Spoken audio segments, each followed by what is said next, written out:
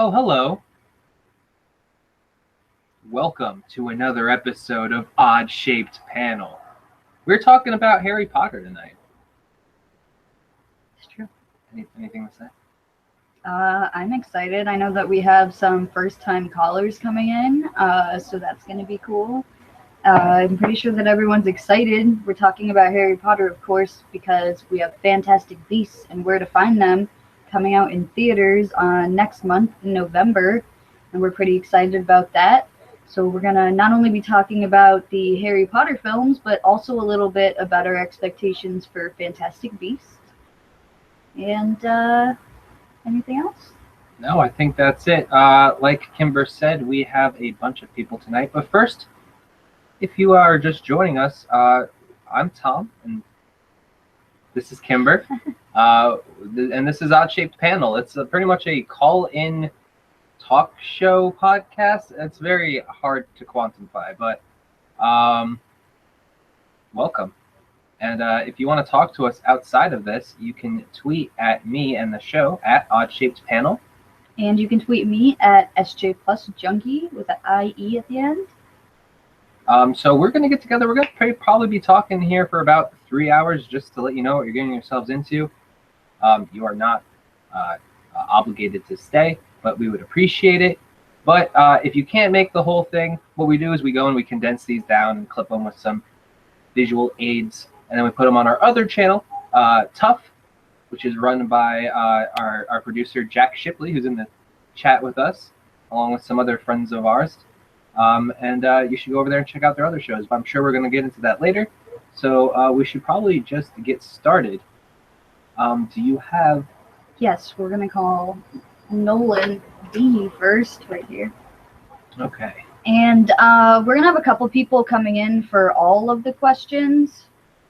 And that's because of like time zone issues or time issues. And if you guys ever have stuff like that going on, let me know before the show so we could try to accommodate you.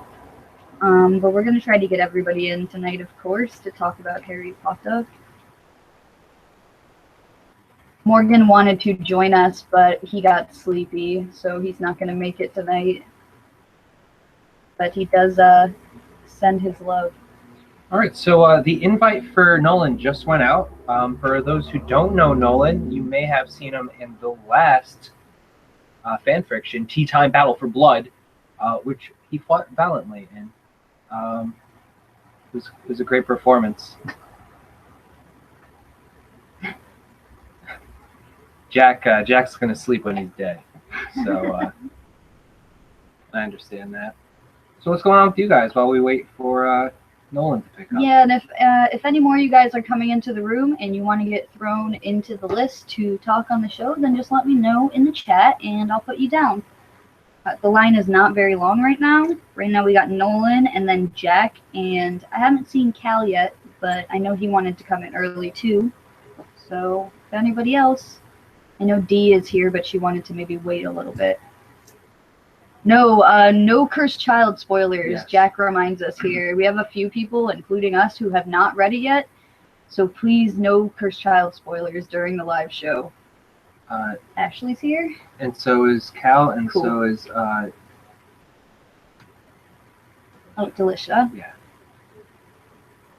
But yes, please, no talking about it in chat. If you want, start a group about it on Twitter or Facebook and go all out. But tonight, Randall's here too. Great. See, we were just talking. Thanks, yeah, guys. The room just blew up.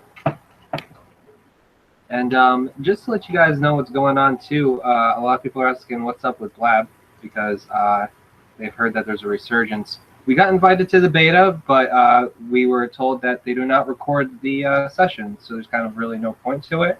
But it is a place where you can get together and chat and stuff. So if that's something you're interested, I mean, they were cool before, so I'm sure they'll be good now. We just can't record on there. So. Nolan, did you get your invite? Oh no, he's saying no. Do you want to try to send him another one? I'll send him another one. Just make sure. Right? I'm pretty sure I did. Just make sure you are logged into the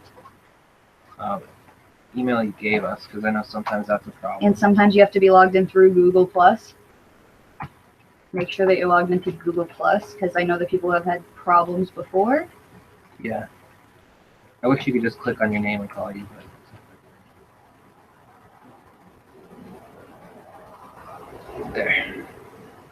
Yeah, and we're gonna want to know when you guys come in. Also, what your houses are for Hogwarts. For sure. So that's almost like the 5th question without being a real question. Yeah, we're gonna. If you have noticed, we're trying to do like themes, and I did with Pokemon Go, where everyone's teams were their colors in their name. So we're probably gonna do something like that for the video. Yeah, Tom is a Ravenclaw. I am. And I'm obviously a Slytherin. It's true. Got some stuff. Oh, here we go. Are you there? Yeah. Can you guys hear me okay? Yeah, you want to turn this a little up? low. You know, my volume might be down. So just give me 1 second. You didn't. Oh, that's the internet connection. We do not have a picture of you though. Just make sure your camera is on. Yeah, I'm trying to turn it on now, but like the thing's lagging a bit. Oh, hey. Oh, there we go. On now. On. What's up? Sorry, I'm just still playing with my speakers. There we go. And just give us a talk real quick. Hey, how you doing? Perfect. How are you? Nice wand you got there. Yeah, I had to steal this from Ollivander's, but I'm pretty sure he won't mind. Nice. Well, they say that the wand picks the wizard, so. That is true, but I did take this one out without asking him. Well, welcome. It's great for you to finally come through. We've been talking on the internet forever, it seems. Yeah, I've been watching you guys, like, not since you started, but, like, I think since I was announced to be on Fan Friction, I caught up with all the shows, and yours has been one of the ones I've liked the most. Awesome. Thank you so much. Yeah, we try to have fun with it. But, well, we're going to get right into the questions because we know it's late out there, and I'm sure you want to take a nap soon. Oh, God, I've been trying to, like, wake up and sleep, like, every 20 minutes so I wouldn't be tired for this. That's dedication, folks. You can learn a few things. We should do, like, an OSP, like, train-out video to, like, prepare to come on OSP. Nice. Just narrated by, True. Well, my first question is, what house did the Sorting Hat put you in? Well, I just did it a couple hours ago, and I was surprised at the result. I got sorted into Hufflepuff. Nice. Yeah. There's nothing wrong with that. That's a good house. Hey, the next movie is all you guys, so pretty much. Yeah, I suppose. I always saw myself as a Gryffindor, but I guess Pottermore had other ideas. Probably one of those, like, dueling nature things going on in the hat at the same time. The hat's schizophrenic now, is it? Fantastic. Harry had it. All right. All right. The first real question we got going on tonight is Cal, the Kingslayer, who What a some name. of you guys might. He asked, what is your favorite creature or fantastic beast from the Harry Potter franchise? Well, I've got to go with the one that gave me the first, like, real scary experience I have in the theater, and that's the Dementors from The Prisoner of Azkaban. And Awesome. it's just the way that J.K. Rowling conceived these creatures and how scary they look on screen. It's got to make them my favorite monster. I mean, I don't know if do you guys know, like, what inspired the creation behind the Dementors? They're supposed to be like a physical representation of, like, depression, correct? Yeah, that's correct. I think it's because J.K. Rowling was going through, I think, her parents' death, and she created those creatures as a way to cope with it. And as a result, we got some pretty awesome monsters that the Flash loves to rip off. Yeah, I completely agree with you, and I agree with you on the creature too. That was my choice also. When you first see them on the train, you're like, I thought I was watching Harry Potter. What's going on? Yeah, I was like 10 when I saw it, and it freaked the hell out of me. But I mean, and that's another. Like I always say, I love J.K. Rowling because she writes, like, along, like, as her audience grows. Like when I was 12 when I read Harry Potter and he was 12, you know what I mean? So, like, the books felt like they were with me, and, like, for, like, an idea, like, you know, Dementors and, like, mental illness and depression coming up when you're, like, at that point you would be what, 14, 15 when they show up. That's pretty relevant. You know what I mean? A lot of teenagers deal with that. So, I mean, she's just so brilliant. I agree. Yeah, I was Yeah. 10 when I saw them, and I turned out fantastic. Close this window real quick. Sorry, Hagrid just rode by, flew by the window. Jesus. I picked the wrong day to wear headphones. Okay. So, so my pick is not Dementors. I'm going to pick Nagini as Voldemort's snake.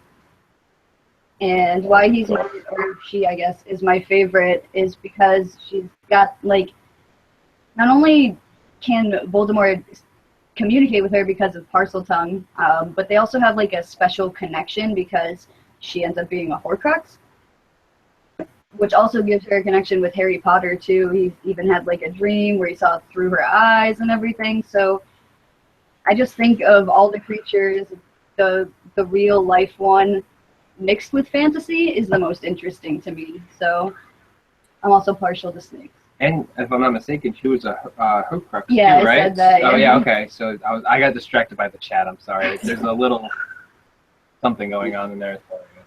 The worst I mean, creature. Yeah. Nagini, I'll probably have to rewatch a couple of the ones where she appears in to like get a full understanding of her, but I can also remember being turned off a bit whenever she was on screen. Oh, yeah? Yeah, I'm afraid of snakes, so it didn't really help. Oh. The basilisk was like a nightmare for me as a kid. Good thing you didn't get put into Slytherin. You would have had a crisis on your hands. Yeah, the basilisk was my second choice, actually.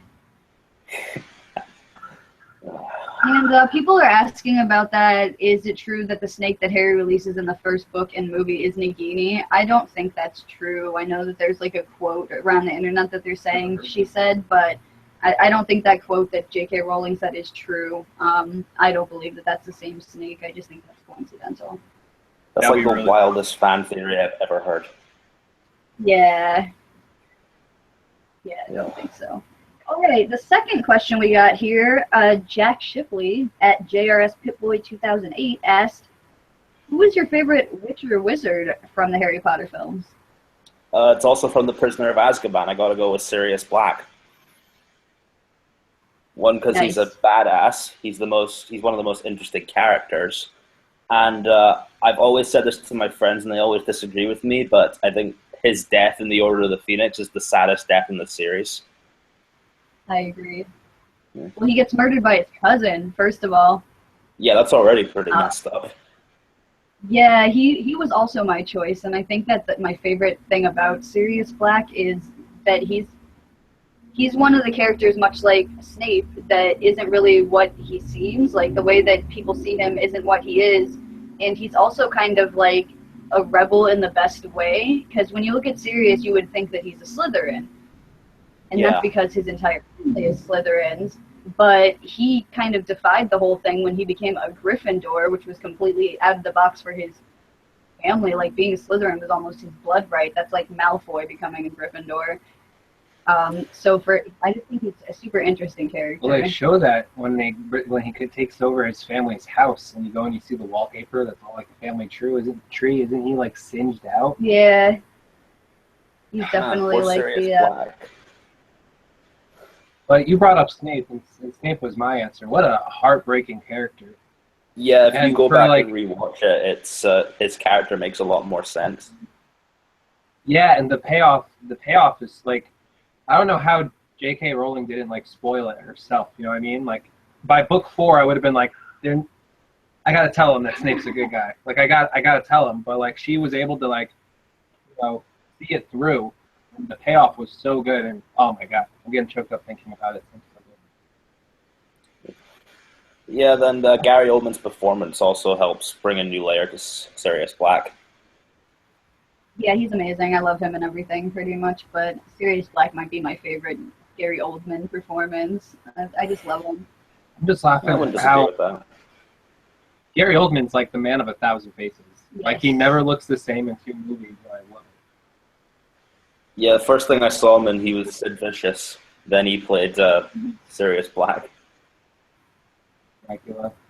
But yeah, Sirius Black also like helped form the Order of the Phoenix. Like did a bunch of like awesome. I don't want to say serious stuff, but like did a bunch of awesome stuff plot-wise for a character who really wasn't in the story as long as a lot of the other characters. Yeah. And it's weird, like his death was almost beautiful on screen too. You know what I mean? Like, I don't want to like get really into it because, but like when he got hit and he just like fell into the light, I was like, hi, Siri, hi.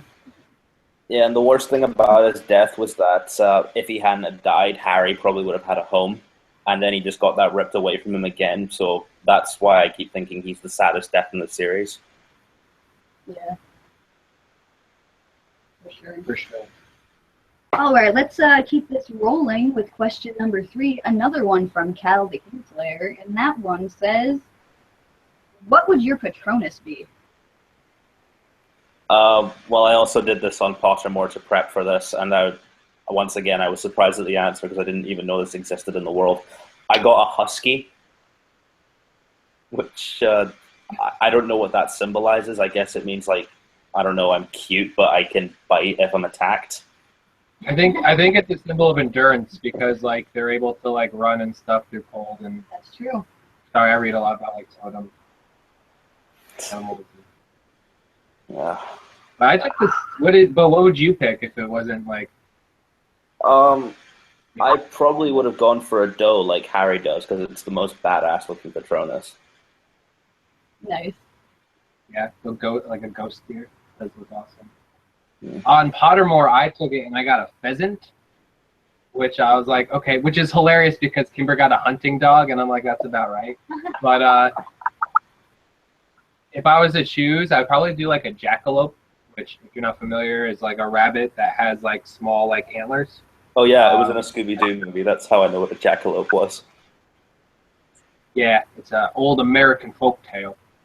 But until I find one. But, what did you get? I forgot. I got that dog in Went from Pottermore, but I'm not going by that. I'm going to pick. I actually have a painting of one over here. You can't fully see it, but I love jerboas. If you guys know what a jerboa is, they're like a hopping mouse. Yeah. Like in Coraline. That would definitely be my Patronus for many reasons, but I think it would also make a super cool Patronus, like hopping around with like the ghost like trail behind it, but that's definitely my pick. Both of our Patronuses would hop. I'm really glad you showed me that picture because I thought you were going to say Harley Quinn was your Patronus. No. There's one.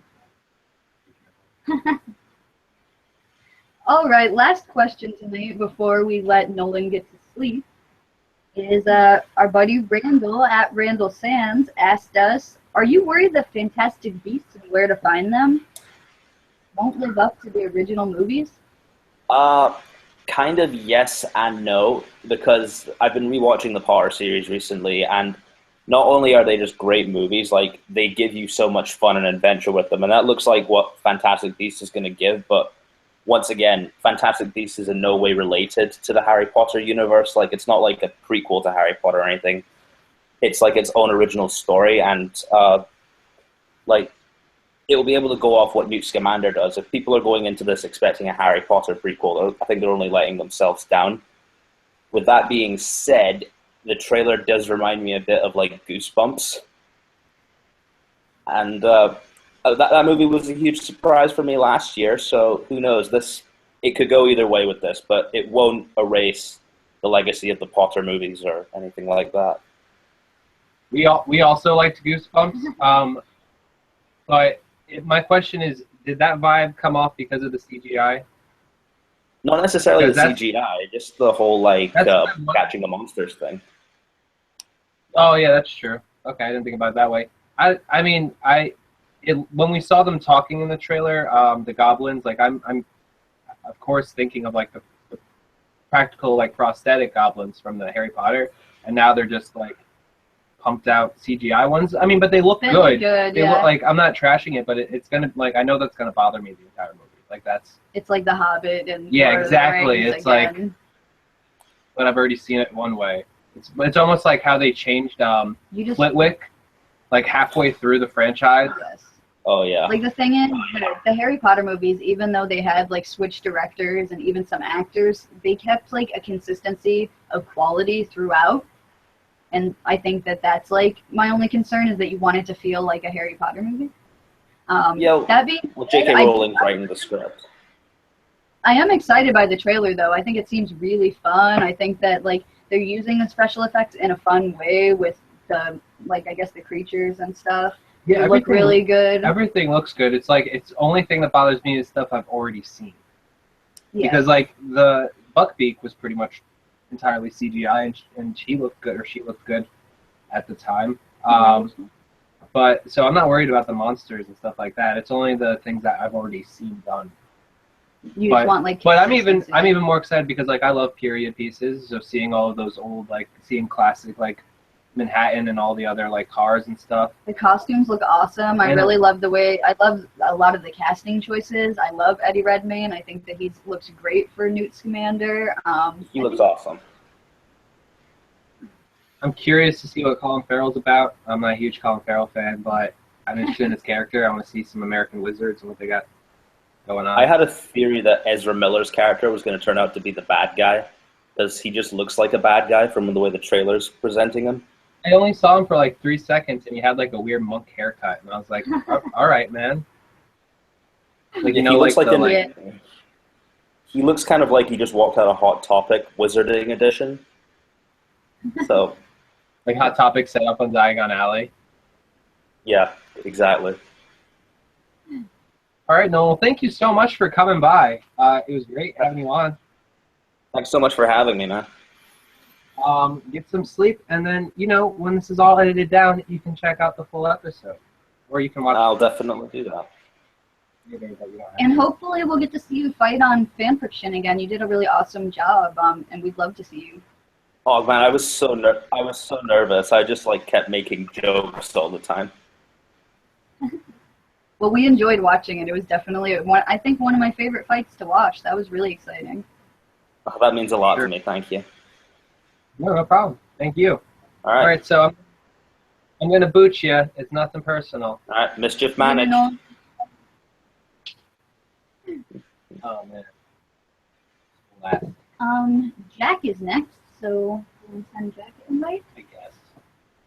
I mean, yeah. Okay, so far on the list, just to let you guys know, Jack, Cal, Ashley and Joe, Felicia, Randall, Austin, and Raul. If I am missing anybody who wants to come in, please let me know in the chat so I can put you on the list. I don't know how Jeremy John's email popped up when I was trying to email Jack, but apparently I have his email. I don't know. That was weird. I got you, Raul. Maybe it's in my circle. Google's weird. Oh, man. No, I sent it to you. Oh. Thought I did. Let me try again. The one that you're talking on right now with your logo, because that's the one I sent it to. The one with the Pip-Boy?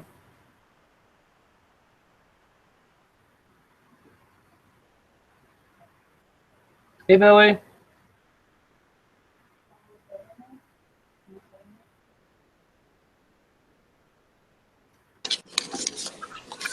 Oh, there we go. Jack is in. He's hacked the Matrix. Oh, is everybody there? Oh, hello. It's good to see everyone. Put that away. I'm sorry, I put didn't that even away. notice. There is a call.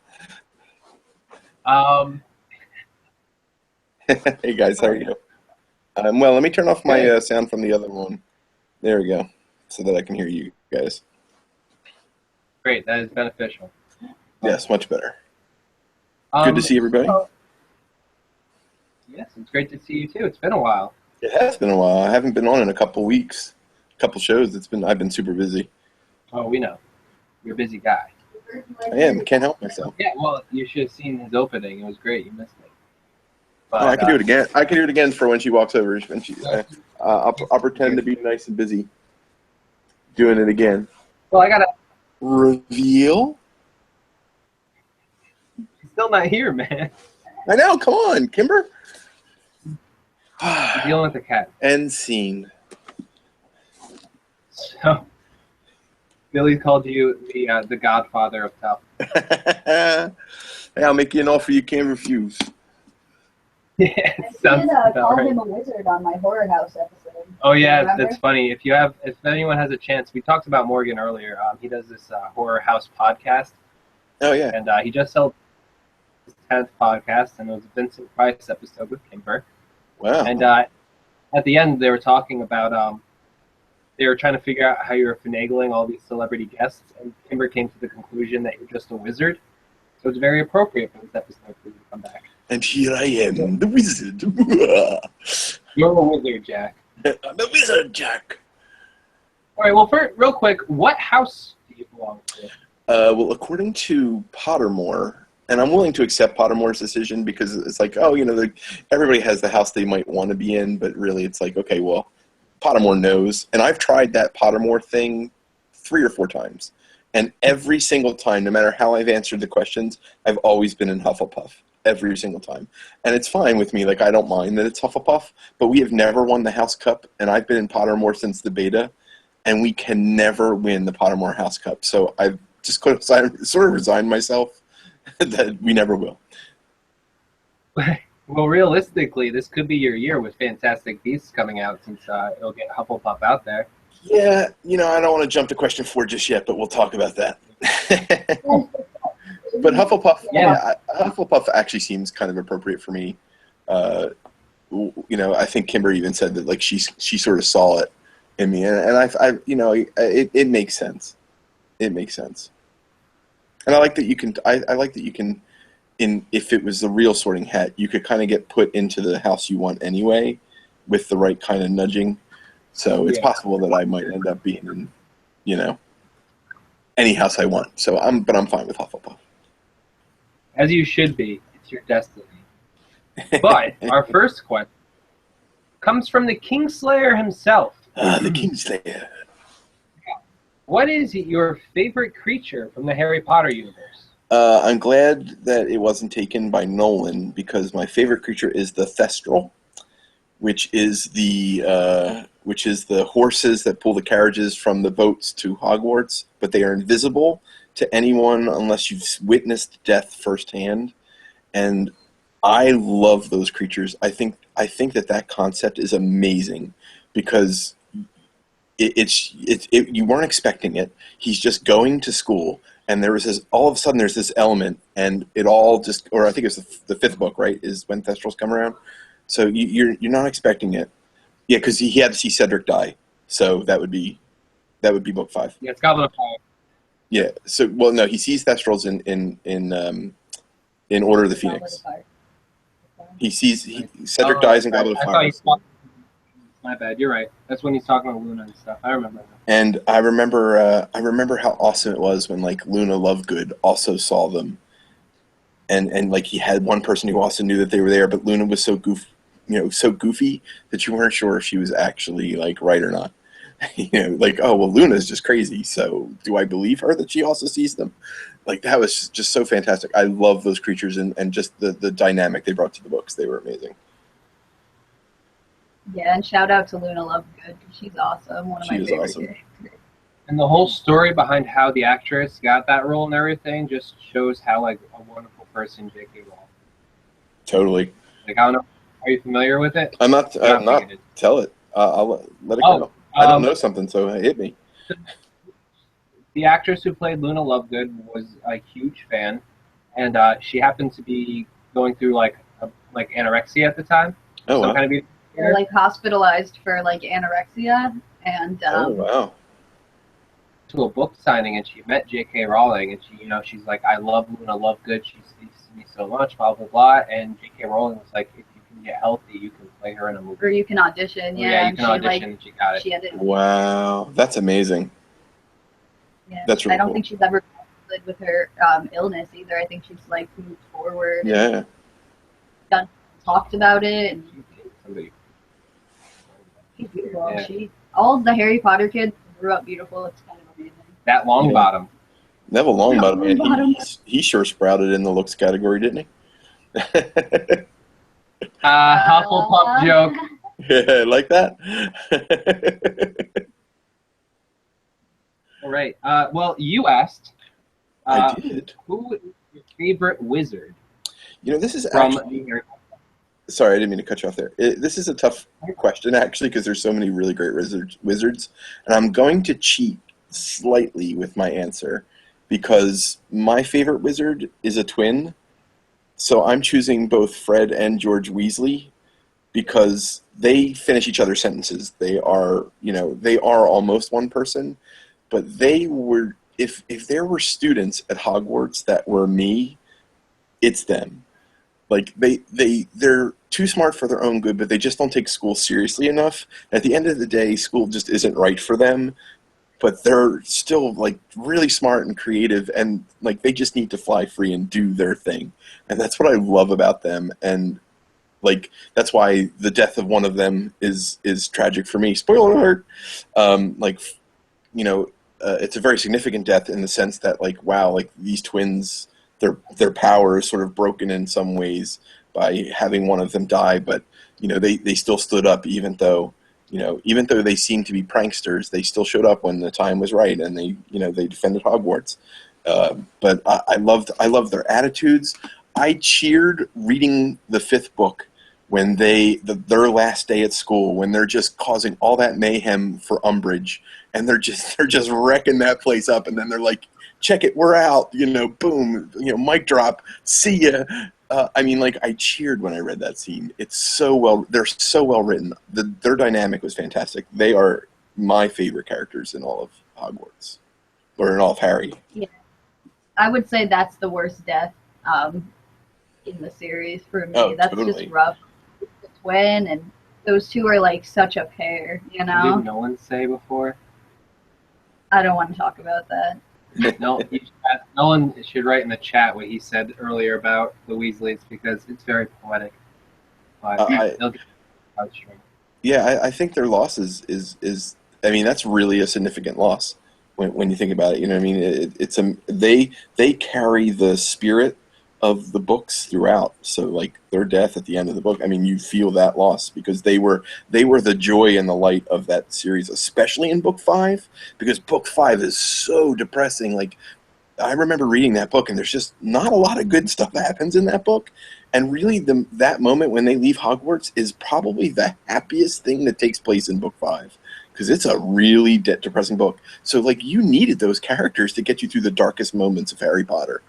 And so that's why for me, like losing Fred is devastating at the end. Well, that being said, so on a lighter note, Cal also wants to know, what would your Patronus be? Well, according to Pottermore, it's a little owl. So okay, I don't know why. I guess it's just my choices, but I'm not going with Pottermore on this one because the animal is supposed to be somehow significant to you. And if I had a spirit animal, I'd say it's the fox. He's clever, cunning, a bit mischievous, which sort of kind of goes with my personality. And I've always kind of felt that like the fox spirit would be my totem spirit. So for me, if I were to summon an animal, that would be the most significant animal. Clever, like you sound like you're describing a Slytherin a little bit. No, there. he sounds like he's describing a Weasley, ginger, prankster.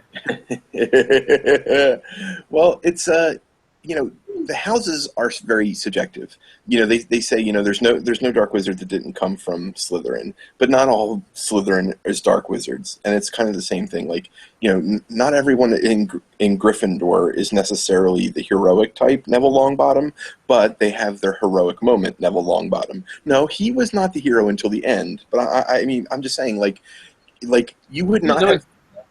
Sorry, I didn't mean to interrupt. What were you going to say? He always tried, though. He was always brave. He just never... Well, that's the thing. Like, that's the thing. Everyone else would have looked at Neville Longbottom until that moment at the end and thought, why is he in Gryffindor? But he belongs in Gryffindor. It's just that you don't always realize why someone's in the house they're in until that one spark comes in and then you realize, oh, yeah, that's totally Hufflepuff. Was moderating the house bashing. Yeah, I will right not now. stand for Boo Slytherin. Merlin was a Slytherin. Yeah, there's no reason to put down Slytherins in any way. Yeah, and like you said, I have been sorted Slytherin every single time I've taken pretty much any test, including the Pottermore test that I took twice because they reset the website recently, I guess. But yeah, so don't be hating on Slytherins. That's not nice, man. Yeah, they can't help And- themselves. Now for your favorite part of the question. Our buddy Randall at Randall Sands asks, are you worried that the Fantastic Beasts and Where to Find Them is going to live up to the original? To put it on the same pedestal and to require it to be equal to the original Harry Potter books is unfair to that movie, for one. So like I don't think it's fair to give it that to make it live up to that. It's its own thing, but that pressure is still going to be there. It has the you're from Harry Potter, so it's got to have something to it. But every single trailer I've seen have made me completely uninterested in this film. It is a CG fest of just CG. Like monster, like the trailer that just came out had more CG in it than it had real things. And I'm not like Fantastic Beasts. They're all going to be CGI, so the whole movie is going to be practically in CG. And that's the Harry Potter is about characters, and I don't know that Newt writing a book on Fantastic Beasts is really interesting to me. Like, they're like, oh, there's American. They're going to American wizards, but the one dude is so stereotypically American that it's everything about this movie just screams kind of like, ugh, like we're cashing in on the Harry Potter thing. So honestly, like I will probably not see this movie in the theater. I'm looking at a Netflix view, maybe getting the Netflix disc, but or even a Redbox. But I don't think I can see myself paying money to go see it in the theater unless I hear really good things ahead of time. And I love Harry Potter. I've read. So I was talking in the chat real quick. This is sort of a side thing, but when I first read Harry Potter, I read Goblet of Fire first because I saw the first movie, and then I was like, oh, I really want to read this Harry Potter. That first movie looked cool. So I read Goblet of Fire first because it was the thickest book, and it was the last book that was out at the time. So that's right when Goblet of Fire was out. And then I was like, oh, this Goblet of Fire book's really good. So I went back and then I read 1, 2, 3, and 4. And then when 5 was going to come out, I'm such a nerd. I read 1, 2, 3, 4 again, and then read 5. And then when 6 came out, I'm like, well, I want to read the whole thing again. So I did 1, 2, 3, 4, 5, 6, and read 6. And then when 7 was coming out, I did the same thing, 1, 2, 3, 4, 5, 6, and then 7. And then when I read the whole thing, I'm like, well, I got to read the whole thing at once. So I did the whole damn thing again. Who has this much time? No That's one. like doing Game of Thrones. I just watch Game of Thrones on a continuous loop. Like when I finish it, I just watch it again, and it makes Tom crazy. Like I'll wake up, I'm like, how are you on this episode? It feels like she like loops me. You know what I mean? Like I walk out of the room. like Groundhog Day. Yeah, exactly. Right. Well, the point of this story is I'm very, very familiar with the Harry Potter story, and this Fantastic Beasts is so devoid of anything familiar that all I have to go on to sell me on it is trailers. It's only a movie. It's not a book. The story will be found nowhere else, and that's, I think, why I'm a little nervous about it. All right, man. Fair enough. Yeah. For sure. I think that's all the questions. That's it, Jack. You're free to go. Thank you, guys. It was good to see you. Look forward to Tough Channel. Kimber, good luck this weekend. Wanna tell them about what's coming up? I'd love to. Guys, this Sunday, live on the Tough Channel, Fan Friction will be here at 1 p.m. Eastern, 10 a.m. Pacific. We've had a slight schedule change. Unfortunately, Amy Awesome cannot make the fight. She has a new job, and she's getting pulled away to go to Comic-Con. So we had to fill that spot. So a mystery fighter will be joining us, but it's still Kimber from this very own Odd Shape panel, and Trisha Hirschberger will be joining us. So, and then a guest to be soon named. So please join us if you can on Sunday for the live fight. Looking forward to seeing everybody. Yeah, I didn't even know that yet. So that's state. I just found out. Amy just told me about 30 minutes before we went live. Wow. Well, that's why you come here, to find out the latest in tough news. It's true. You got it. So thank you, guys. I had a lot of fun, and good luck to everyone else tonight. All Thank right. you. See you soon. Have a great night. Okay, so we're gonna call up Cal next. In the meantime, I saw that Jason She there. He says, "Does the red wedding and purple wedding still have the same emotional punch for me?" Definitely more the red wedding than the purple. The purple wedding is kind of that's comedy, ha ha ha, classic comedy. But the one that really always gets me is Oberyn Martell's death because I really love Oberyn Martell, and that sucks every single time, and he doesn't know why I keep doing it to myself. But that's the worst for me. It's the Mountain versus the Viper.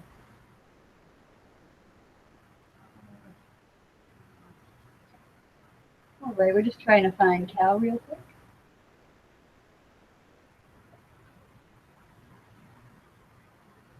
Yeah, that's what I thought.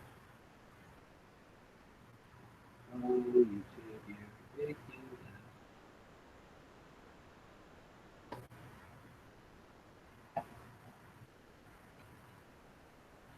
Bear with us, we're still getting used to this on YouTube.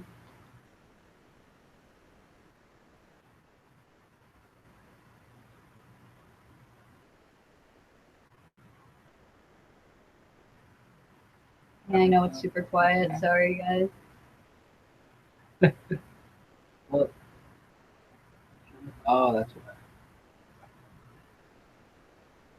My bad. I was typing wrong. I don't know how to type.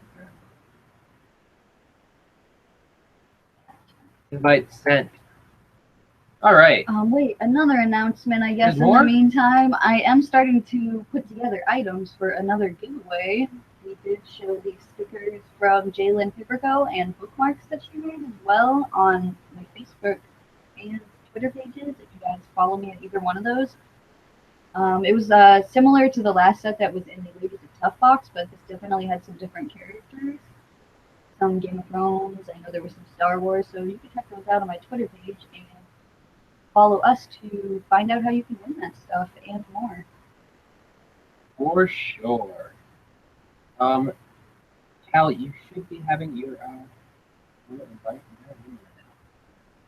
Well, let's see. What else can we talk about while we're waiting for Cal? While we're waiting, what was that? Oh, the Halloween thing. Oh yeah, go ahead. That's all you.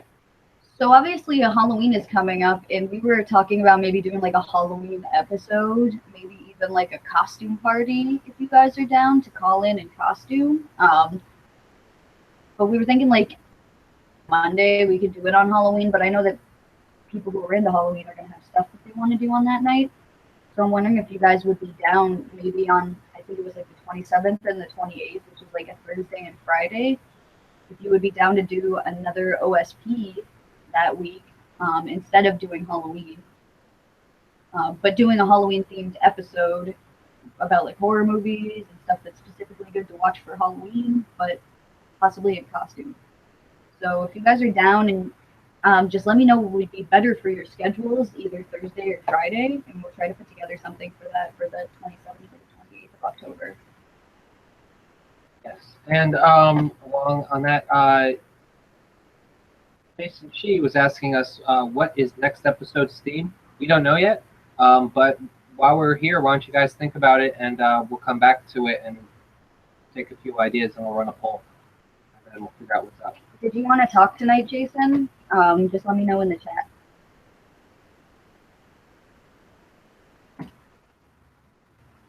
We're just waiting on Cal to get the invites. Night, Jack. Yeah.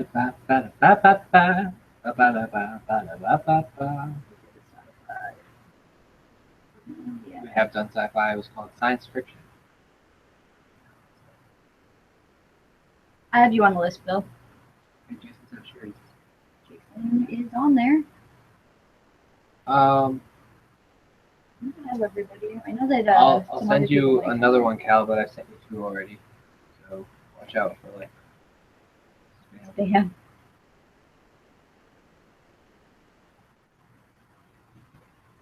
So just so you guys know, after Cal, we're gonna have Ashley and Joe, then Delisha, then Randall, then Austin.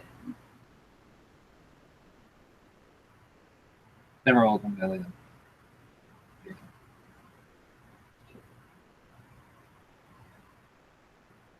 Now I'm wondering who that mystery fighter is. Ashley's gonna be No, I think Ashley's fact checking. We Yes. did do the American sorting. I was a Thunderbird. I was a horned serpent. They have different equivalents. Like there is no like one is Ravenclaw, one is Gryffindor, so it's kind of cool how they're able to come up with a whole like I think it's like chi, like different like aspects of the like psyche and stuff. It's weird. It's cool. I like it. Huckwuggy.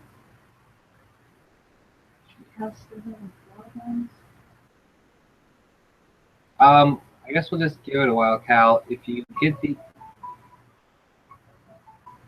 someone's calling me. Yeah, no, you're gonna. He's calling him on his. 1 second, guys. I have a phone call. Sorry. Hello.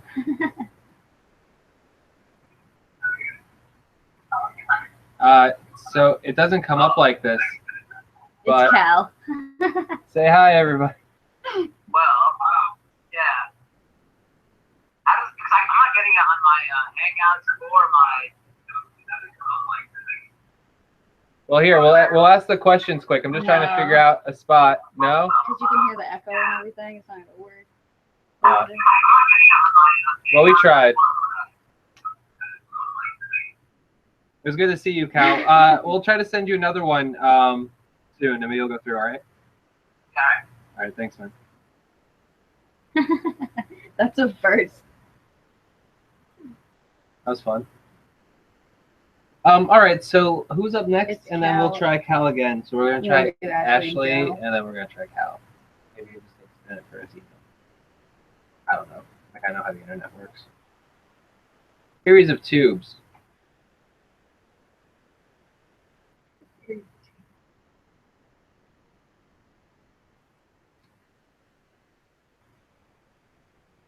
There's anyone to Ashley. Ashley should have one. I send it to Ashley's because that's the one I usually send it to. If that's not the one, send it to Joe.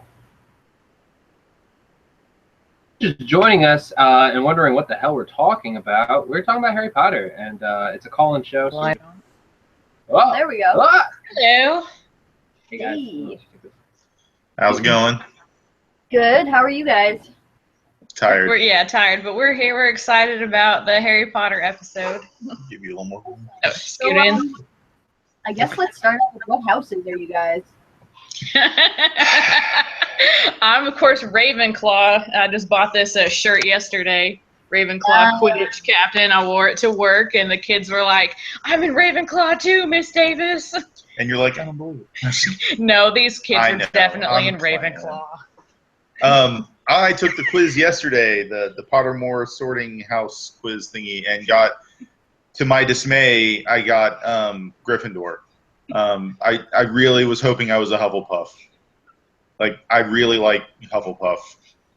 But if you wanted to be Hufflepuff, that would weigh that in, so you would probably end up in Hufflepuff. I guess. I thought it asked you at the end at what house you want to be in. I didn't notice it, so. I don't Anyway. think it does anymore.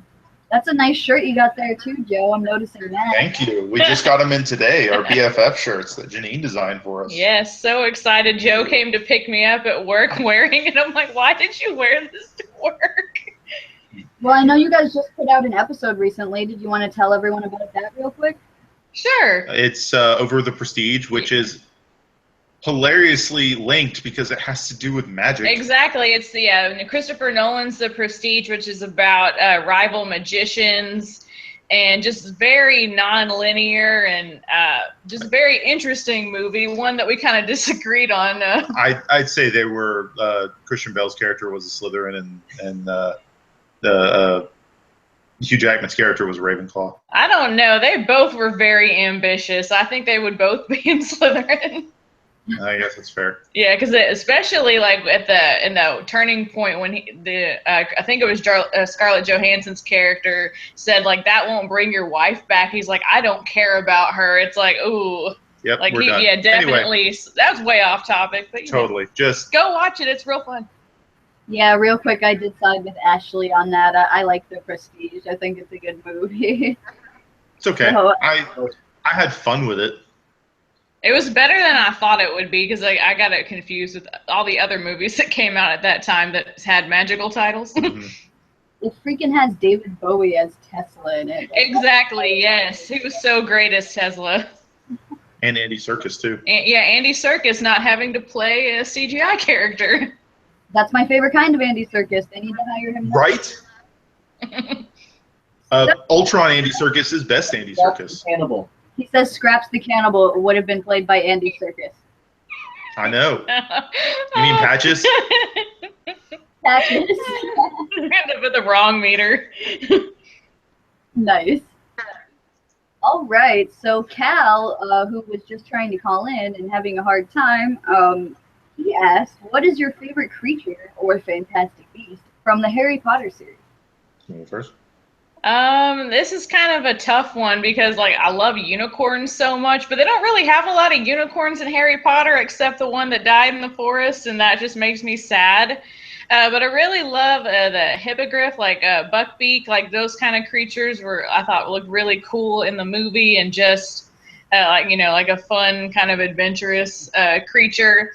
And then like my favorite like creature that's not so magical in the books is Mrs. Norris, the cat that rats you out. Nice.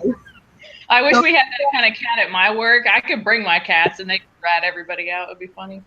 Your cat would definitely rat people out, I think. I think it would be snitching on like everyone, but like not deservingly.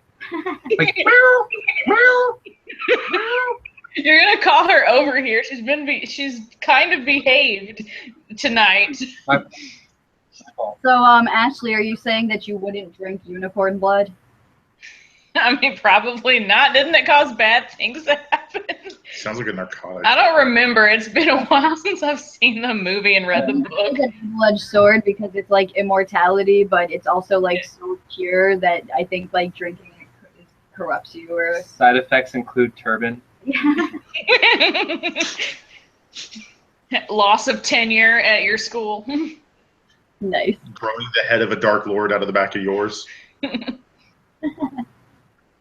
Mine is probably the mandrake. I love those little things. I've always loved them in fantasy, just little screaming plants that look terrifying, and I think they nailed them. I'm coming from a slight disadvantage because I've never read the books. I've only ever seen the movies.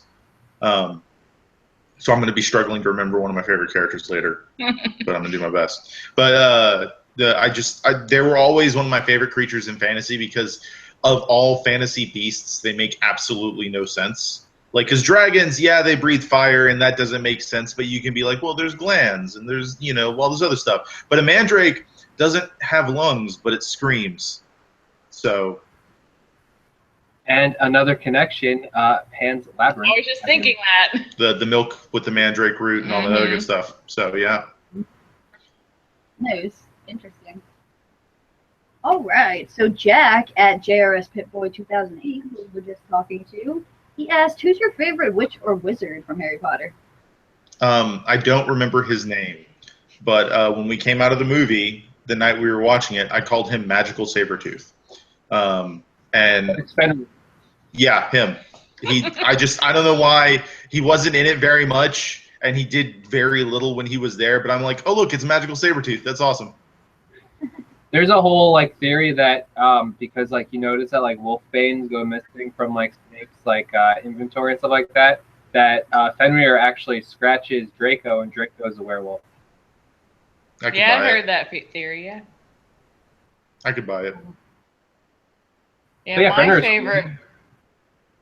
my favorite wizard is Hermione, of course. Like, I can relate to her so much, and I just think that she, throughout the story just had like really great character growth, starting off as like a total like nerdy, like bookworm character, but really showing like how she really fit into Gryffindor by being brave and making sacrifices and kind of just being the level-headed one of the trio. She'll always be my favorite of the main characters. Emma Watson, outside of acting, I mean, she is such a class act. Yes. So much for like environmental awareness. I really like her. She's awesome. Yeah, I can't imagine if something kind of like if her life had turned a different way, and like, you know, someone like Amanda Bynes or like Lindsay Lohan, like how would that color our perception of Hermione if she had gone off the rails? Emma Watson is just like such a perfect portrayal of that character. It's because she's British. British people can have a bad time. But it's way less common in their child actors. Probably. Their system is different. We don't have a Los Angeles. Right? I mean, look at all the Harry Potter actors and actresses. True. I mean, Daniel Radcliffe was naked with a horse for a while, but other than that... That was for a play. Allegedly. Well, now he's like a boner zombie. Boner corpse. I still need to see that movie. I think we're just going to go ahead and keep rolling and ask all the questions for everybody because we've been doing that. It seems like a good idea. So the next question is Cal, again, who hopefully we're going to be able to get to call in soon. He asked, what would your Patronus be? I'm going to go with a simple answer here and probably just say a cat. Because, I mean, in our neighborhood, especially when we lived in the apartment complex, it's like they could smell sucker on me. Like, they would show up on our front door for random reasons. Random reasons? Did you left food out for them? Shut up. And all that jazz. So, yeah. I mean, there's one right down here by my feet right now, and Tony is literally on the other side of the computer screen. So. Yeah, I feel like Mavis would be a pretty good Patronus, too. I should have picked Mavis. Tiblet would be yours. Yeah, I could just see Tiblet being my Patronus. I also thought about saying a cat because I'm so lazy. like on the weekends and whatnot, it's like I don't want to do anything. But when I took the Pottermore Patronus quiz, I think I got like a mole, but I don't remember what that means. They're digging around in the dirt, which I've never been outside, so I don't know how that was supposed to correlate. I'm sure there was an explanation, but kind of like with you and Gryffindor, it's like, I don't want to be a mole. Why can't I be an owl or a cat or something cool? And now I'm thinking of Power Rangers with the Black Ranger in the first movie. Oh, like, yeah. I'm a frog. Frogs are cool, though. I'm a frog. And then he went on to be Vash. But if you could have a Patronus be a unicorn, that's my real answer, because unicorns are awesome.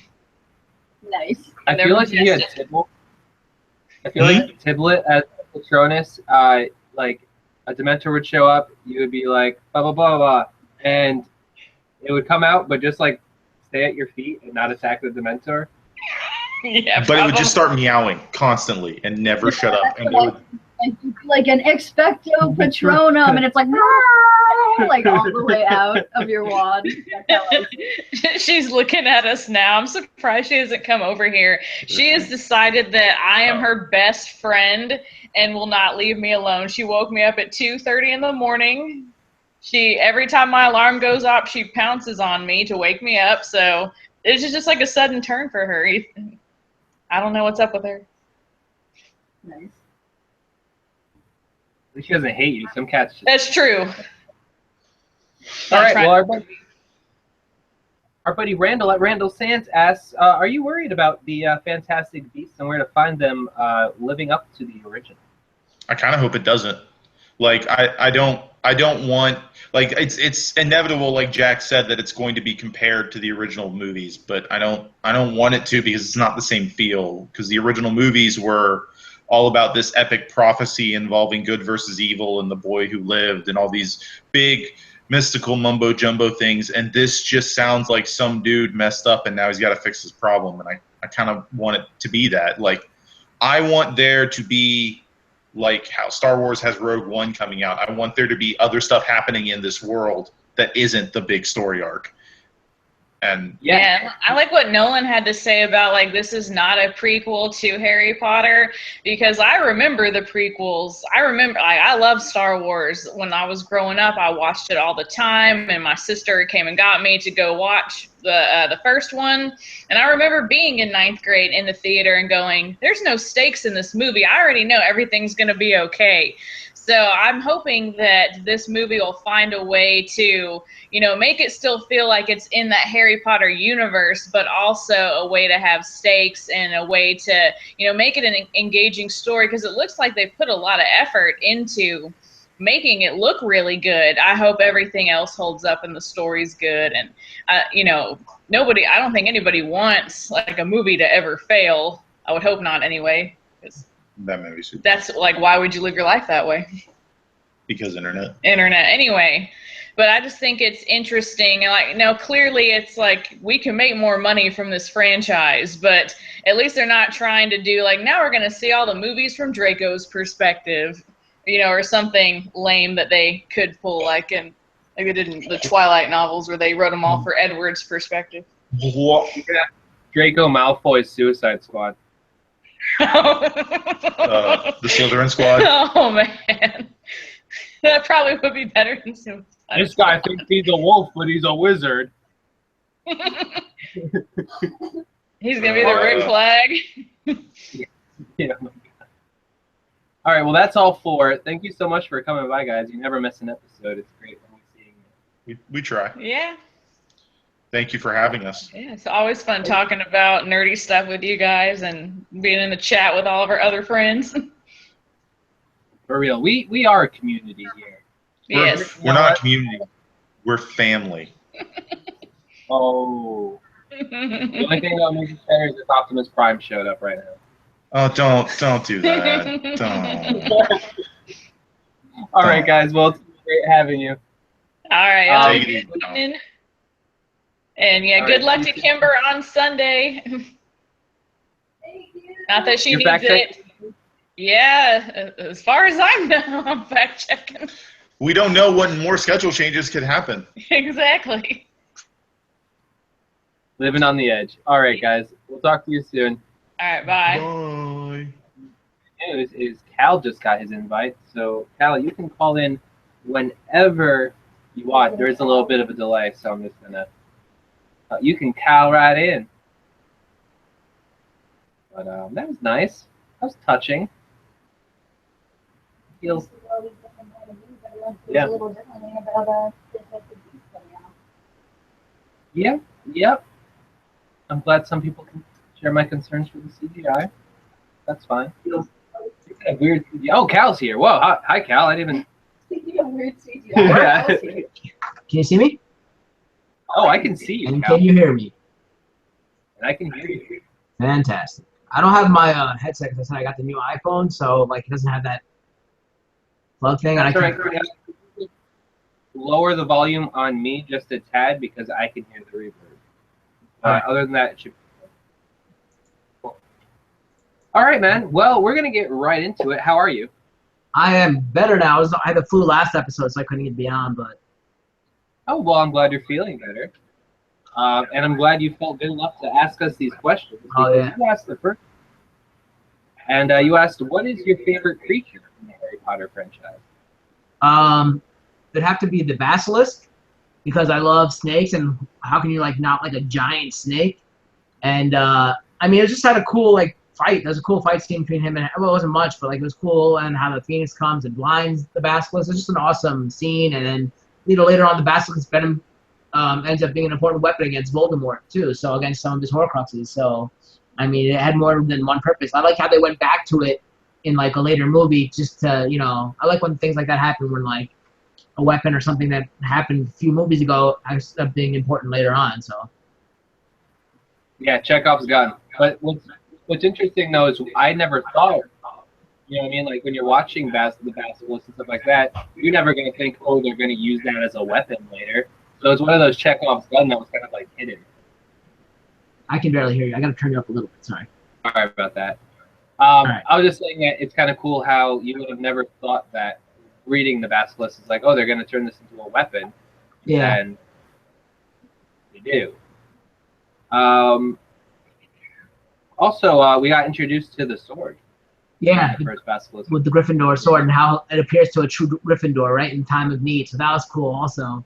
And seeing how like strong Fawkes is with like, you know, the tears, as well as carrying all the, you know, him, like Ginny, Ron, and what's that guy's name? Gilderoy, whatever that guy's name was, them all out. So that was pretty cool to see all what Fox can do, and it's a good introduction to 2K. Yeah. Also, like, it kind of like gave you, because when Neville pulls the sword, you will like get this whole like burst of like, oh my god, I remember when Harry drew the sword and fought the snake and all like that, and it gives you like this huge. Well, so yeah, like the basilisk served a very important purpose without us even knowing. That's a good point. I like that. But he was talking about. I know you also said the basilisk was your second. Yeah, it's badass. Badass. It's badass. All right. Question 2 comes from Jack at JRS Pitboy 2008. He asked, "Who is your favorite wizard or witch from the Harry Potter?"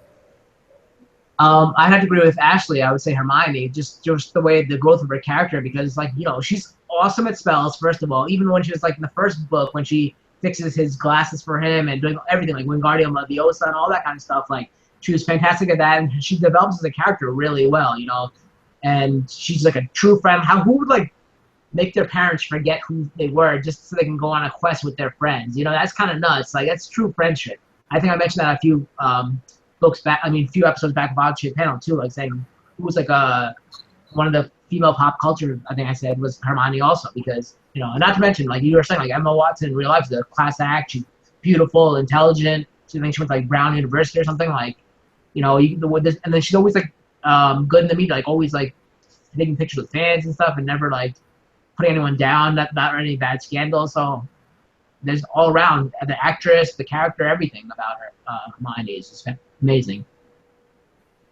Hermione is like super relatable for like girls reading those books, I think, because like girls like me and Ashley, I'm sure, were Hermione when we were growing up. I was totally like that to a T, like perfectionist, correcting people, like Punching boys. Yeah, like in the way that people's perception of her is very like true to life, with the way that people change the way they think about girls who act like that as you're getting older. So I really like Hermione. She's a great example for girls growing up like that.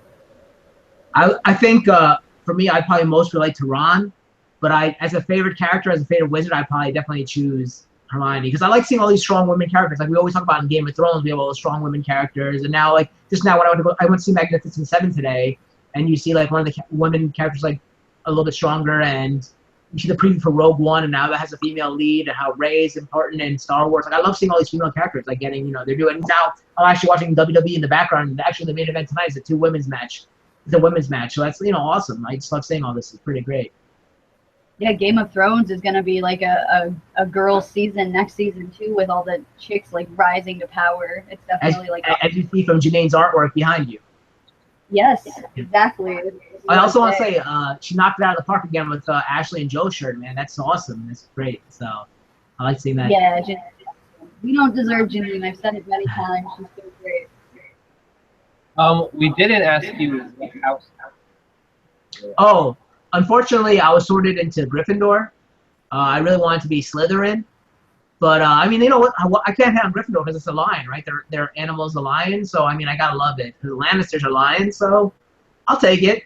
Almost the same colors too.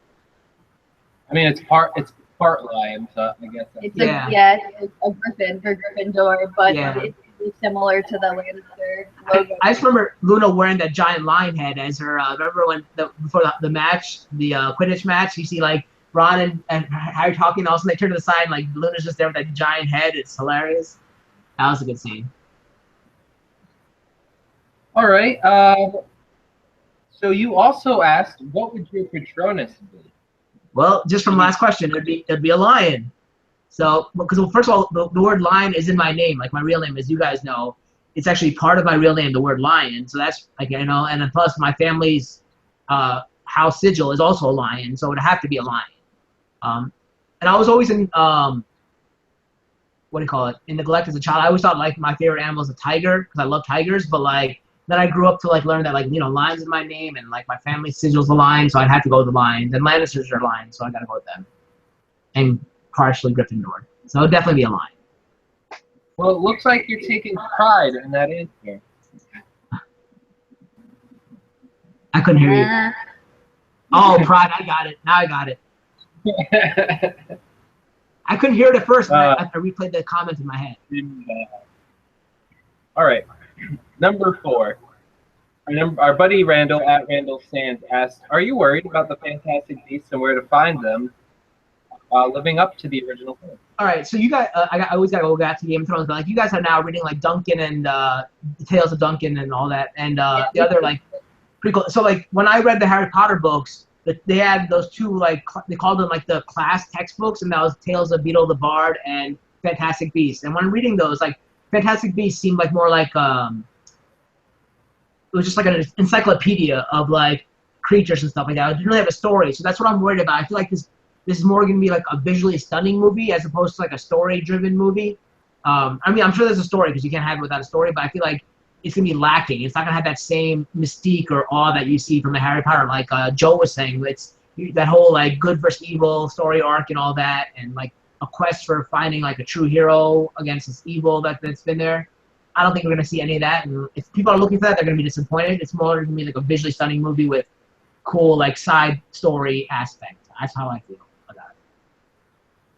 Yeah, I do love. Again, I have to love the way that he looks. To me, he looks like he could be the Doctor, like on Doctor Who or something, with that costume and his look. Oh yeah, Daniel Radcliffe. When he saw the pictures of Newt Scamander's costume, he said he was really jealous because it took him like several movies to get a cool outfit, and the picture comes out and Newt's got this like awesome teal coat and everything. But he's already supposed to be like a wizard already, right? Like he's like those Harry Potter, Harry's like trip through school and all that. This guy's already an established wizard, right, or whatever. So it's But again, that's cool because when the movies were coming out and we were all like growing up, we were young wizards, and now we are established wizards. So it is cool to like, come into the movie like we're adults, he's an adult, and check this out.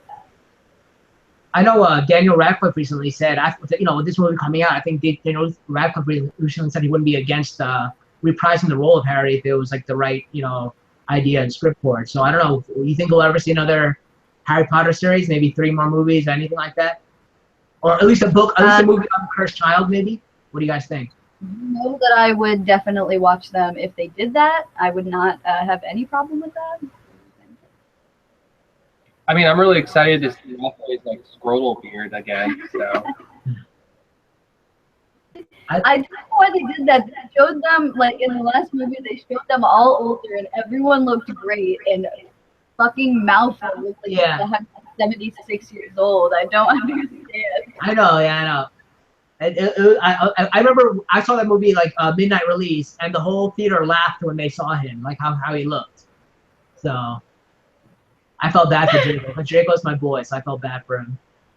How about that awkward hug between Draco and Voldemort in the last movie? He's like, Draco. He like pats him on the back. my boy. Yeah. That's great that they all laughed when he came on. That's classic. Oh. All right, well, that's all 4 questions. I'm glad you got in here, Cal. Yeah, I just want to let you know that this is the most obscure way to get invites. It's like I got to go to my Google Hangouts, and from Hangouts, then I go to my phone on the bottom, and from phone, you got to go to invites, and then you got to go look at this other thing. It's like so obscure just to get this invite from me. I don't know why it's like that. So it's weird. Sorry about that. No, it's not your fault. I'm just saying like that's why I had trouble finding it. It's so weird. Like I'm not like an idiot. Like I tried to look at everywhere, and I couldn't find it. It's like 4 different things that I clicked just to get to that. It's so weird. I don't know. Letter. But it was good seeing you guys again. Good to be on the show again. I missed out like 2 weeks ago, whatever it was, but awesome time. Well, I'm glad you're feeling better, Cal. Thanks. Yep, thank you. Later. Bye. All right. So we got to send out an invite to Alicia. Yes. I have that right here. And yeah, again, if you guys want to tell me what you think about that Halloween idea, I would like some input to see if you guys have any interest in that or what you want to do. And if you have any more ideas for the poll, I will write them down. Just feel free to put all that in the chat. Figure out 4 of them, and we'll put them on for longer than a day. That habit of always just hitting the 24-hour one back then. So, anyone playing the new World of Warcraft? I am. My sugar daddy got it for me. Hi, Malcolm.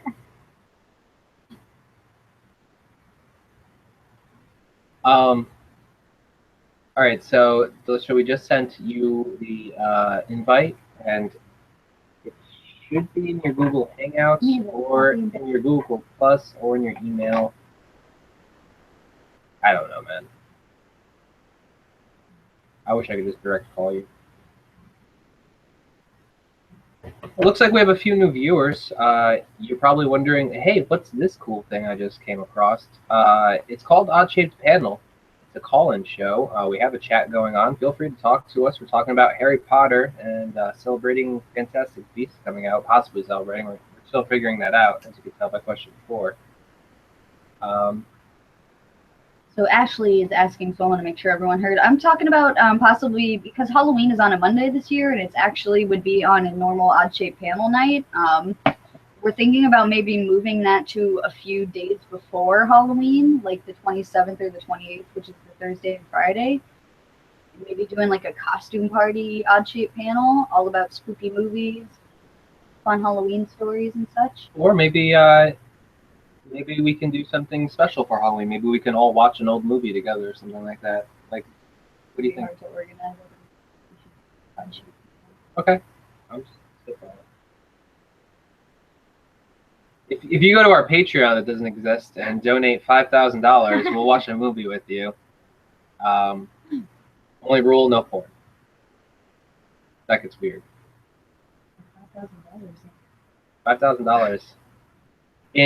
But we only take one type of currency, and those are bison dollars from the Street Fighter movie. So as long as you have bison dollars, we'll watch a movie with you. As long as PayPal has bison dollars, it's fine. Let's try to send another invite. Yes. Tom loves Mystery Science Theater. Yeah, that's one of my favorite things in the world.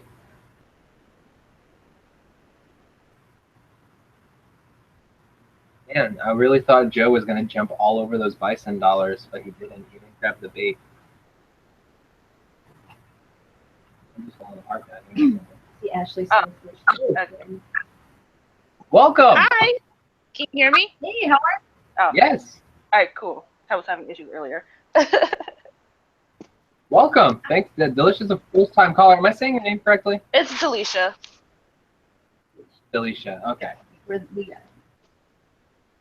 All right. Well, thank you so much for joining us. You're welcome. I was glad I could. I was glad I didn't have to close tonight, so I could call in. Nice.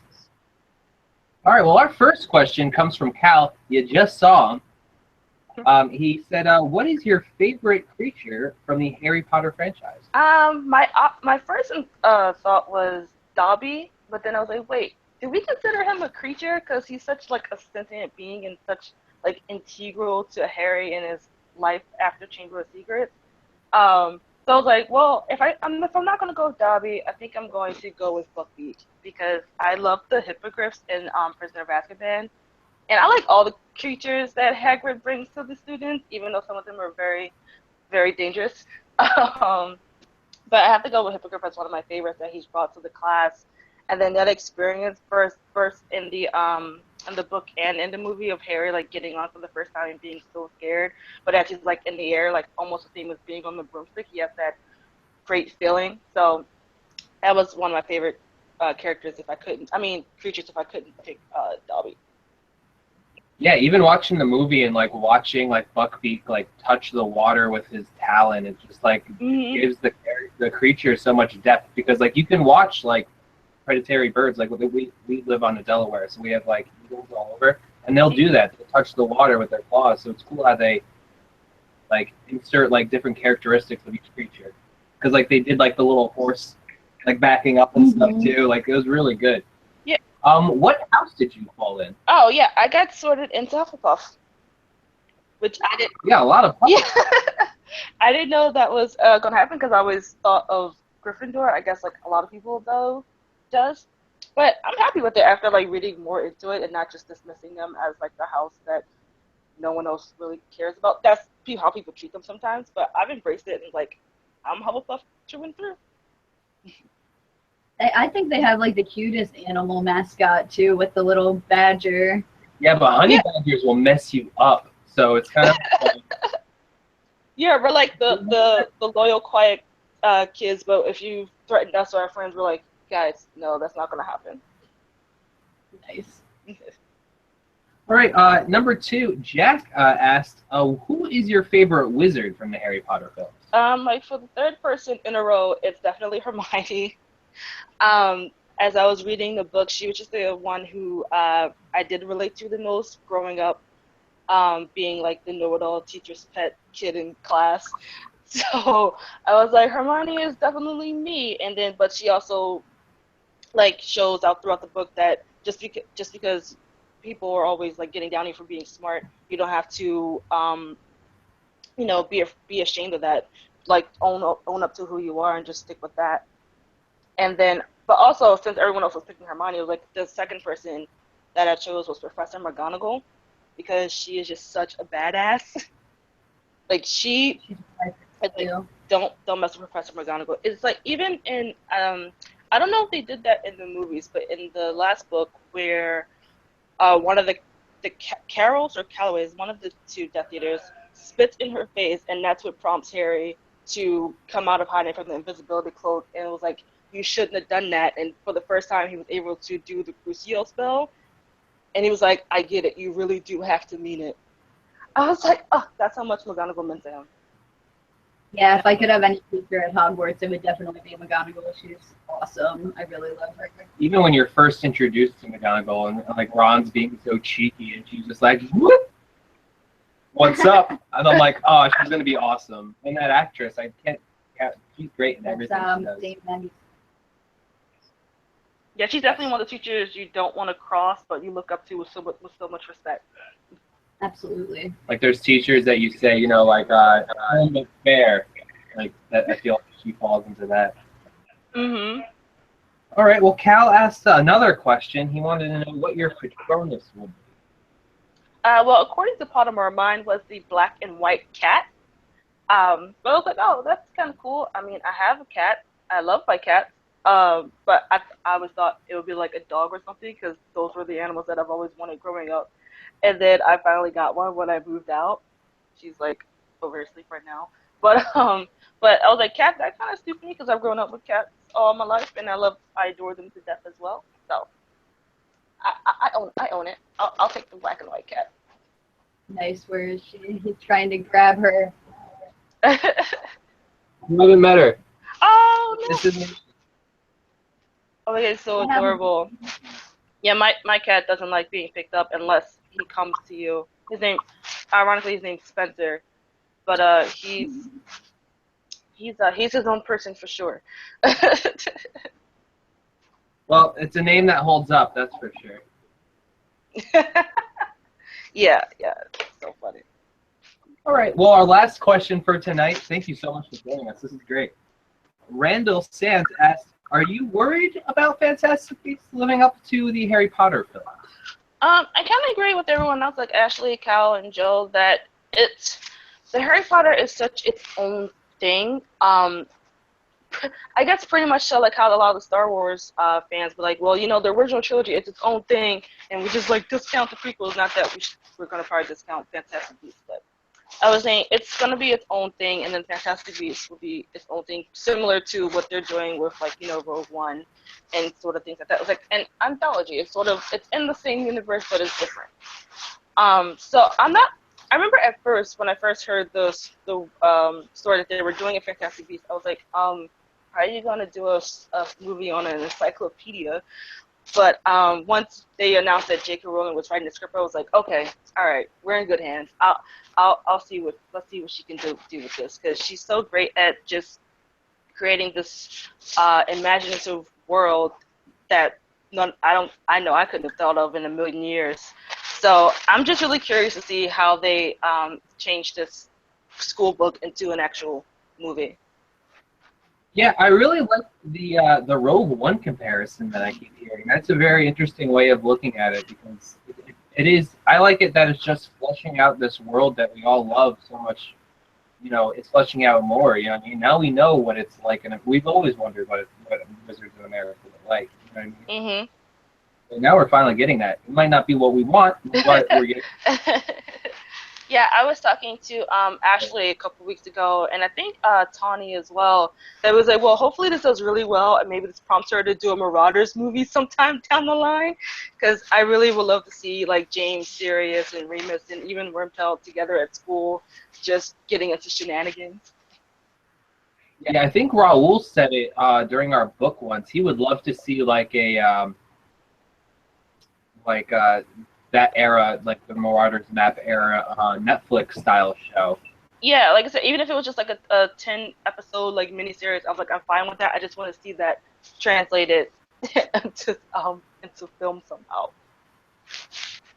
Yeah, that'd be really interesting. Well, thank you so much, Alicia, for coming by. You're welcome anytime. Oh, thank you. Thank you for thinking of me with this episode. All right, well, we're going to get going, but thanks again, and we'll talk to you soon. Yeah, 50 points to Huffle. Thank you. Thank you. You guys have a good night. See you in the chat room. All right, bye.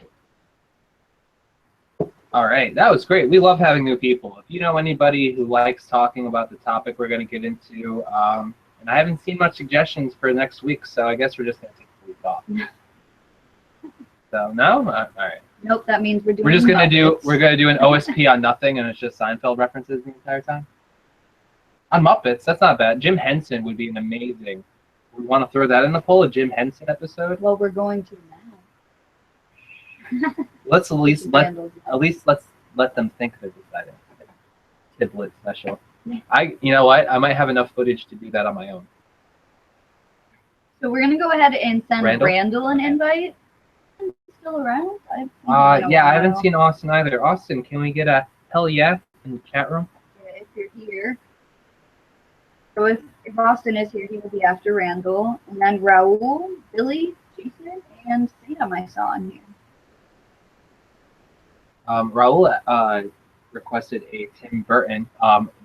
Billy, we might want to wait a little bit on Vincent Price. Yeah, we might want to wait on Tim Burton too, because that would be perfect to talk about for the Halloween special. Talk about some Tim Burton. Sure, he's gonna come up.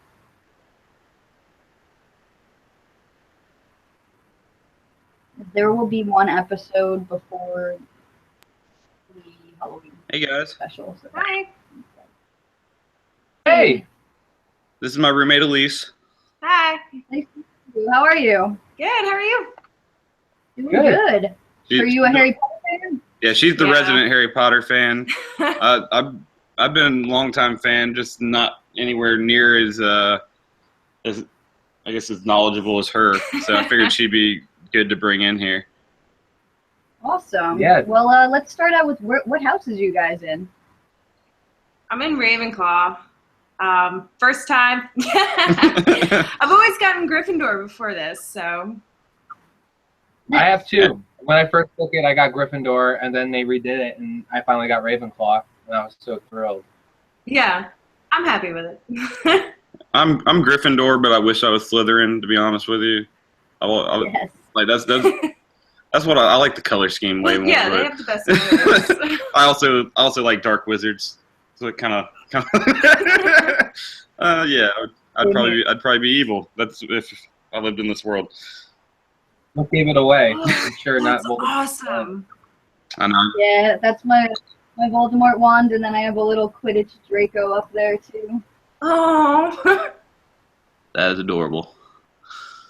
Well, let's get into this. Cal asked, what is your favorite creature from the Harry Potter franchise? You can go first. I don't Either one. think about it. I think I'm going to go with Buckbeak as well. He has a personality, which you didn't get that with a lot of the characters or the creatures that they brought in. So I thought that was pretty cool. I don't know. What about you, Randall? For me, I've always personally been a big fan of the Dementors. I just like how they just suck all the happiness and everything out of the environment. Like everything starts like icing over. Like I always thought they were really interesting creatures or non-beings, I guess, as they're classified, because they're not really living or dead. But yeah, they're like in-betweeners. Am I wrong to think that the Patronus spell only exists for Dementors? No, that's What what else? it's for. Yeah. So without them, we wouldn't have our next question. Or our third question. But no, but seriously, like, how cool is that spell? You know what I mean? Without the Dementors, we wouldn't have like the whole like. Gotta have your flashlight, your light beam to keep out the monsters. Well, the spell was probably created in response to them. So. Makes sense. Well, no, JK's just so smart. And she had it all planned out. That definitely, on napkins definitely helped out that she had that planned out from the beginning. Helps story-wise. All right. Well, Jack asked us, who is your favorite wizard from the Harry Potter films? I didn't like this question. Mostly because it took me all day, and I still don't have an answer because I like too many of them. And I think that's what makes the series so great, is that you can't just pick one that's good. I mean, how do you choose between Sirius or Dumbledore or McGonagall or any of the trio? I mean, Harry's kind of whiny, but, everybody else is pretty great. So, I don't know. I like too many of them to pick. And for me, it's a good old Dumbledore. I'm a major fan. Love him mostly because. I just asked you, how did you pick Dumbledore? How did I pick Dumbledore? Well, I don't know. How did you come to? How did I come to that conclusion? Well, I think it mostly it was. I just liked his demeanor, like in the books, and just how he always presents. He was just always cool, calm, and collected. But you could always tell that there was like something greater, like underneath all of that. And like eventually, when he finally shows off in the 5th book, like with the battle in the Ministry and all that, like it's just awesome to be able to know that there's people that powerful out there. Yeah, he's always on top of everything too. I love when like they show up in the Ministry for Harry Potter's trial, and they're like, "Oh, you got the memo that they changed it?" And he's like, "No, I've just been waiting here for 4 hours because I know you're gonna." He's like, "I knew you were gonna try something funny." And I love. I saw them on Tumblr first, but I've seen them other places now, where they compare the book to the movie Dumbledore, and like it says like, Dumbledore whispered softly, "Did you put your name in the goblet of fire?" And then it shows it in the movie. It's like, "Did you put your name in the goblet of fire?"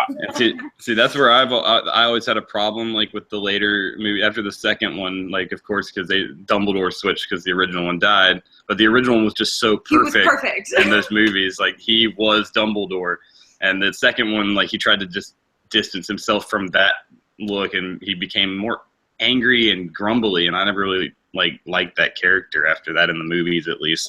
Yeah. He became Dumbledore. He's Grumbledore.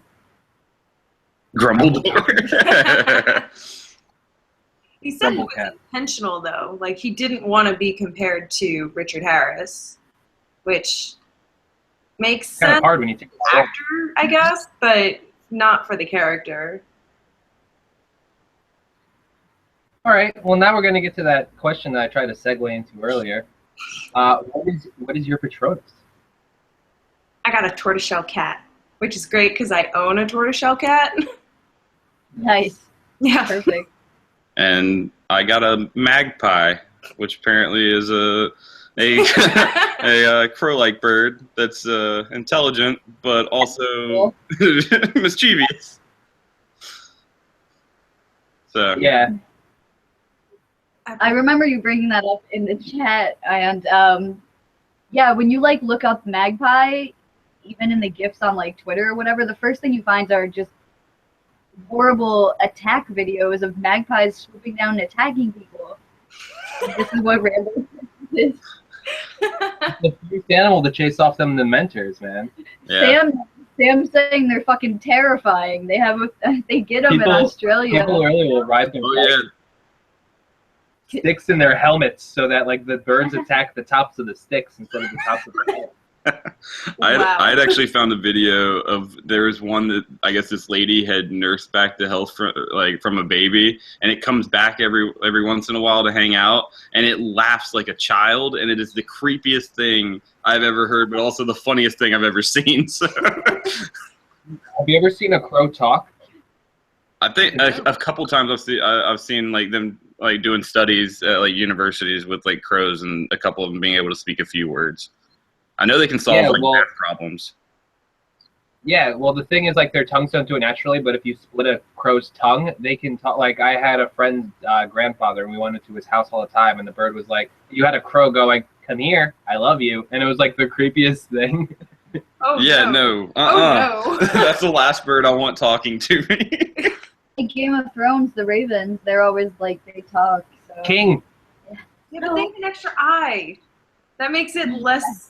No, that makes it even more creepy. Well, no, you know it's magical then. You know it's otherly.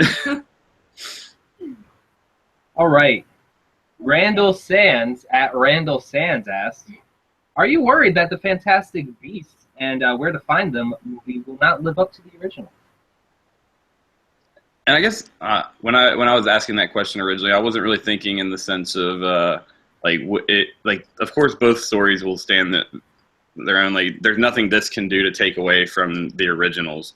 I was saying more along the lines, will it fit in with the world that was built from the original stories? Like, because it's a fleshed out world now. With like we're 8 movies deep. Like we know the characters. Like we know this type of world magic. So I'm just trying to. And from the trailers, I just don't see like that same type of magic yet, like that I experienced from the original movies and just. From reading that question's coming from like a personal concern that you're having from seeing the trailers? Probably. Like the music is what like that John Williams score, that'll always get me. Like even when they throw hints of it in with the new trailers and everything, I'm just like, yeah, this I can see it kind of, but I'm excited to see all the magical creatures. That's like one of my favorite aspects of the books anyways, so hopefully it'll be good. Do you think this I'm sorry. Do you think this book has a disadvantage because there isn't a book to like preface or before it? I think that gives it more leeway. And I would have to agree. I mean, with this book, the music is really the only thing so far that's really overlapping between Harry Potter and this new series that they're starting. I mean, it's a different country, it's a different time. There aren't any characters that are overlapping. So I think it gives it some breathing room where they can try and do something original, but still tie it in. And I would have to agree. I think it's nice that there isn't a book for them to be trying to base off. It's an original storyline that they're taking from those little textbooks that were pretty interesting to read as kids. So I think JK wrote the screenplay, so you can't really like be worried that it's like fallen into the wrong hands. You know what I mean? Yeah. Yeah. Because if it is bad, then it's JK's fault, and then we could just say, "Oops." You know what I mean? That was also true. Yeah. Did you guys just say yours? Always a pleasure. Thanks. I just want to make sure that we didn't. Yeah, everyone answered, right? I'm not cutting anybody off. No, I think we're good. We're good. Great. Well, thanks for coming by. You're always invited if you had a good time. Have a good time, guys. Have a good night. All right, guys. Talk to you later. Good night. Randall's roommate's getting some love in the chat. Look at that. It's awesome. Bring your friends, guys. It's a party. I didn't see Austin come back, so I'm going to go ahead and say that we'll we'll have Raul. Oh, Raul? Okay. Billy is going to be after Raul. Okay. But if Austin pops up, I'll make sure that he gets Keep an eye out for Austin, guys. There's an Austin sighting. Austin Watch. 2012. 2012? Yeah. I've been looking for Austin for a while. I found him and I lost him. So yeah, we're just waiting for Raul. Yeah. Raul, the call is out to you. I'm excited to hear your answers. We know that Raul likes Harry Potter because he talked about Harry Potter quite a bit on our book to movie adaptations week. which we've been posting those. Part 3 will be coming out probably tomorrow. Tomorrow. It is Yeah. tomorrow. Jackson get up tomorrow. So part 3 will be up tomorrow, and that's going to be the last 2 questions from that week, and then we'll get working on the next episode. Jack said he could either put the video up tonight or come. Oh, they're getting robot voice. What do we do about that? Really? Okay. This is a first, guys. I don't know how this is going to work. I'm going to mute and then unmute and see if that works. And if that doesn't work, we're going to try to call back in or something. So, 1 second.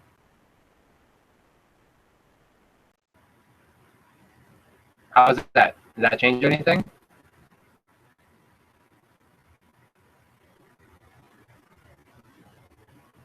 Are we still robotic? You gotta love the lag when you're doing a live show.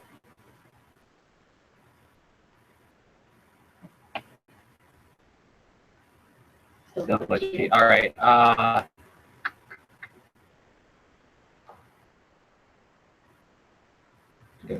trying to figure out how to do this. He says, we'll call in and maybe we can drop that. Okay. Give us a second. Hey, guys.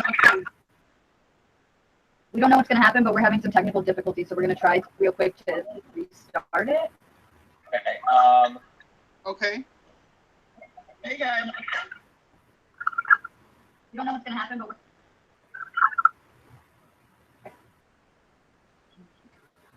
Can you hear me? Yeah, hold on. Sorry, we're having problems. Give us a second. Okay.